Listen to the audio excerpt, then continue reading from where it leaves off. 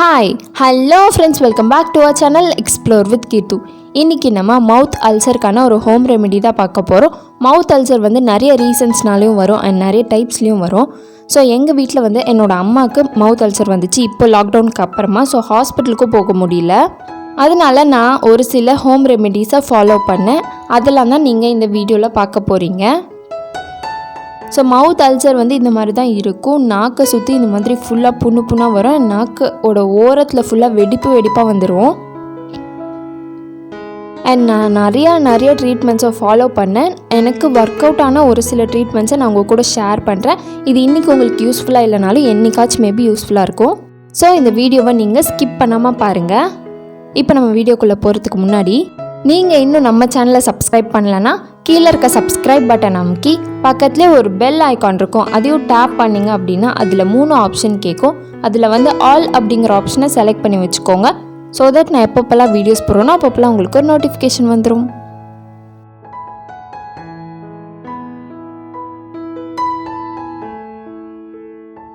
First ஸ்டேஜில் நாக்கில் புண்ணு வந்தவுடனே நம்ம எல்லோரும் செய்கிற ஒரே விஷயம் தேங்காய் பால் குடிக்கிறது தான். தேங்காய் பாலையும் வந்து நீங்கள் தண்ணி சேர்க்காமல் அந்த ஃப்ரெஷ்ஷான ஃபுல் பியூரான கோகோனட் மில்கை எடுத்துக்கோங்க. அடுத்து வந்து மணத்தக்காளி இலை இருக்குல்ல, அதை வந்து காலையில் ஏஞ்சி ப்ரஷ் பண்ணதுக்கப்புறம் வெறும் வயிற்றில் இந்த இலையை பச்சையாக சாப்பிடணும். டெய்லி மார்னிங் ரெகுலராக இதை வந்து சாப்பிட்டுட்டே வாங்க. அடுத்து ஆயில் புல்லிங்கும் வந்து நீங்கள் ஒரு 5 மினிட்ஸ் டெய்லி காலையில் பண்ணுங்கள். அடுத்து இது இல்லாமல் நீங்கள் வந்து காலையில் எஞ்சி சுடு தண்ணியில் கொஞ்சோண்டு உப்பு போட்டு காகலும் பண்ணலாம். ஸோ ஃபஸ்ட்டு இதெல்லாம் செஞ்சு உங்களுக்கு சரியாகலை அப்படின்னா நெக்ஸ்ட்டு செகண்ட் ஸ்டேஜுக்கு வரலாம். செகண்ட் ஸ்டேஜில் நம்ம இன்றைக்கி 3 ரெமெடி பார்க்க போகிறோம். அதில் ஃபர்ஸ்ட் ரெமெடிக்கு என்னென்ன வேணும்னு பார்த்துடலாம். ஃபர்ஸ்ட் வந்து சீரகம் வேணும். அடுத்து வந்து ஓமம், அடுத்து வந்து மிளகு, அப்புறம் ஏலக்காய்.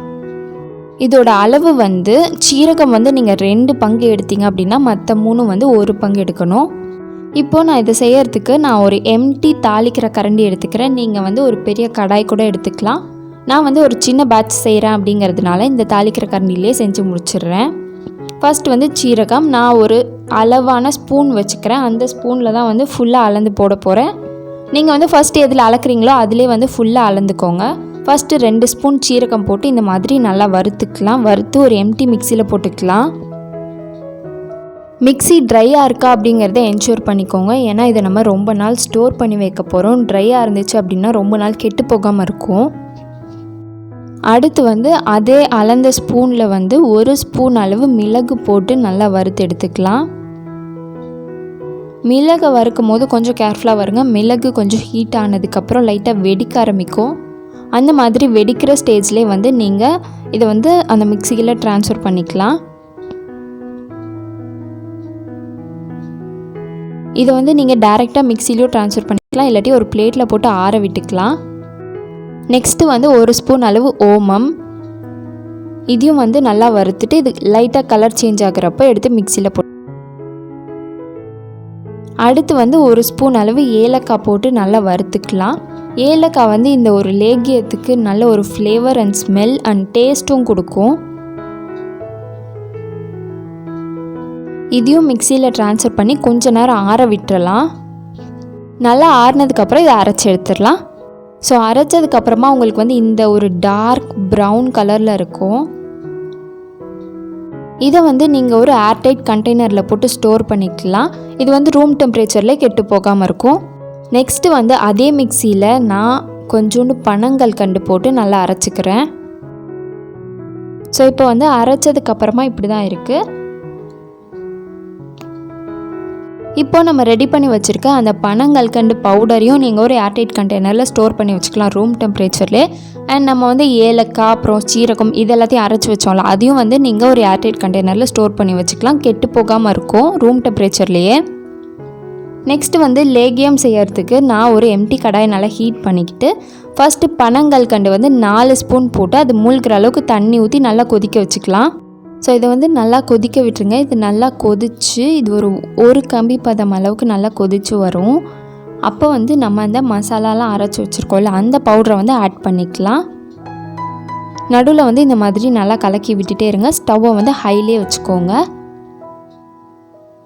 இப்போ இது நல்லா கொதிச்சிருச்சு. இது வந்து ஒரு கம்பி பதம் வந்துருச்சா இல்லையா அப்படிங்கிறத ஒரு தடவை செக் பண்ணிக்கோங்க.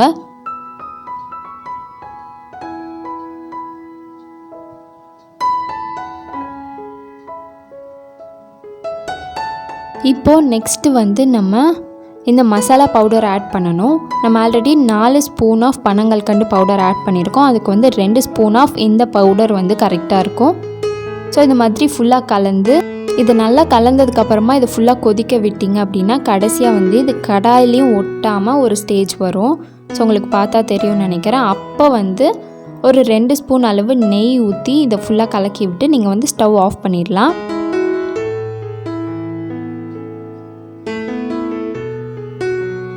ஸோ அவ்வளோதான், நம்மளோட சீரக லேகியம் ரெடி ஆயிடுச்சு. இப்போ நம்மளோட செகண்ட் ரெமிடிக்கு வந்து நான் ஒரு ஆலோவேரா லீஃப் எடுத்துக்கிறேன். அந்த லீஃப் எடுத்து இந்த மாதிரி கட் பண்ணதுக்கப்புறம் ஒரு ஹைட்டான இடத்துல வச்சிங்க அப்படின்னா நம்ம கட் பண்ண இடத்துலேருந்து ஒரு எல்லோ கலர் ஜெல் வரும்.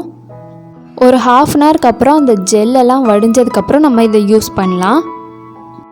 இப்போது இந்த ஜெல்லெல்லாம் வடிஞ்சதுக்கப்புறமா அந்த இடத்துலேருந்து கொஞ்சம் தூரம் வரைக்கும் ஃபுல்லாக கட் பண்ணிவிட்டு அதுக்கப்புறம் இந்த லீஃபோட சைடில் வந்து முள்ளாக இருக்கும், அதையும் ஃபுல்லாக கட் பண்ணி எடுத்துடலாம். கட் பண்ணி எடுத்ததுக்கப்புறமா இதை வந்து சென்டரில் இந்த மாதிரி கட் பண்ணோம் அப்படின்னா நமக்கு வந்து இந்த ஜெல் எடுக்கிறதுக்கு ஈஸியாக இருக்கும். இப்போது இதிலேருந்து இந்த ஜெல்லை மட்டும் தனியாக பிரித்து எடுத்துடலாம். இது வந்து கொஞ்சம் மெஸ்ஸியாக இருக்கும், கொல கொலன்னு இருக்கும்.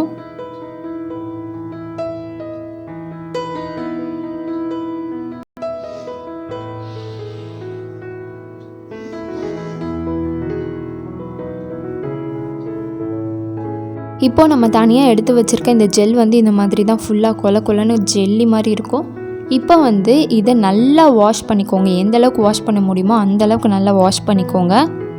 ஏன்னா இதை வந்து நம்ம நாக்கில் தான் போட போகிறோம். மேபி நம்ம வந்து இன்டேக் பண்ணுறதுக்கும் சான்ஸ் இருக்குது. அதனால எந்த அளவுக்கு நல்லா வாஷ் பண்ண முடியுமோ அந்தளவுக்கு வாஷ் பண்ணிக்கோங்க. இப்போ வாஷ் பண்ணதுக்கப்புறம் நம்மளோட ஆலோவேரா அந்த க்யூப்ஸ் எல்லாத்தையுமே எடுத்து ஒரு மிக்சியில் போட்டுடலாம்.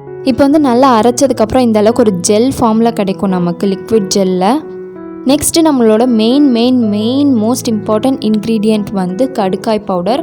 கடுக்காய் பவுடர் வந்து ஒரு 1/2 ஸ்பூன் ஆட் பண்ணோம் அப்படின்னா அது ஃபுல்லாக நல்லா இந்த மாதிரி கன்சிஸ்டன்சி வர அளவுக்கு நம்ம ஃப்ரெஷ்ஷான ரெடி பண்ணி வச்சுக்க ஆலோவேரா ஜெல் போட்டு இந்த மாதிரி மிக்ஸ். ஸோ கடுக்காய் பவுடர் வந்து நம்மளோட ஃபேஸுக்கும் சரி, நம்மளோட ஹெல்த்துக்கும் சரி, நம்மளோட டீத்துக்கும் சரி, நம்மளோட டங்குக்கும் சரி ரொம்ப ரொம்ப நல்லது.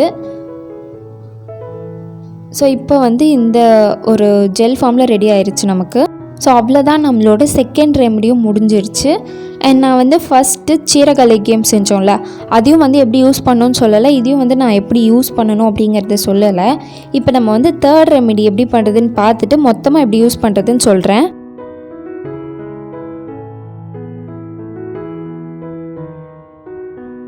அடுத்து கடைசியான ஒரு ரெமெடி வந்து டூத் பவுடர்.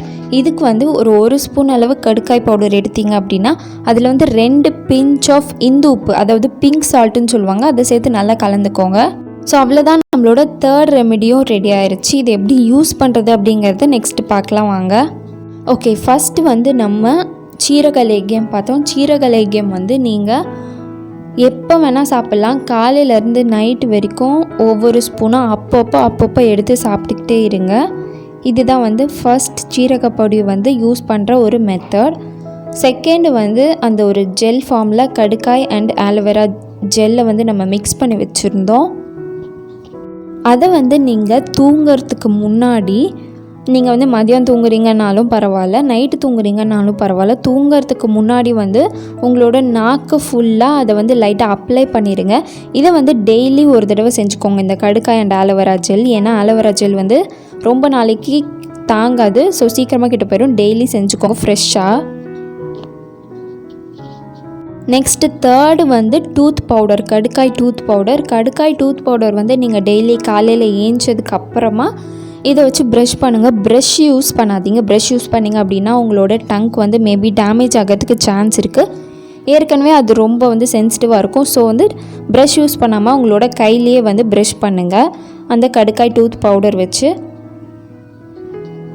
ஸோ அவ்வளோதான், இதெல்லாம் தான் நான் ஃபாலோ பண்ண ஒரு சில ஹோம் ரெமிடிஸ். இந்த வீடியோ உங்களுக்கு ரொம்ப யூஸ்ஃபுல்லாக இருக்கும்னு நான் நம்புகிறேன். வேறு யாருக்காச்சும் இந்த வீடியோ யூஸ்ஃபுல்லாக இருக்கும்னு நீங்கள் நினச்சிங்கன்னா இந்த வீடியோவை ஷேர் பண்ணி விடுங்க. அண்ட் இந்த ஹோம் ரெமிடி மெத்தட்ஸ் எல்லாமே வந்து ரொம்ப ரொம்ப எஃபெக்டிவாக இருக்கும். ஏன்னா நான் பக்கத்தில் இருந்து அந்த புண்ணு ஆறுறது எல்லாத்தையும் பார்த்ததுனால சொல்கிறேன். இது வந்து மவுத் அல்சர் இருக்கவங்களும் சரி இல்லாதவங்களும் சரி யூஸ் பண்ணலாம். இது வந்து ரொம்ப ஹெல்த்துக்கும் நல்லது. அண்ட் இது எல்லாமே செஞ்சு உங்களுக்கு உங்களோட புண்ணு வந்து ஆறல அப்படின்னா நீங்கள் ஒரு நல்ல டாக்டரை கன்சல்ட் பண்ணுறது ரொம்ப ரொம்ப நல்லது. ஸோ அவ்வளோதான், இதோட நான் கிளம்புறேன். நம்ம நெக்ஸ்ட் வீடியோவில் பார்க்கலாம். பாய்.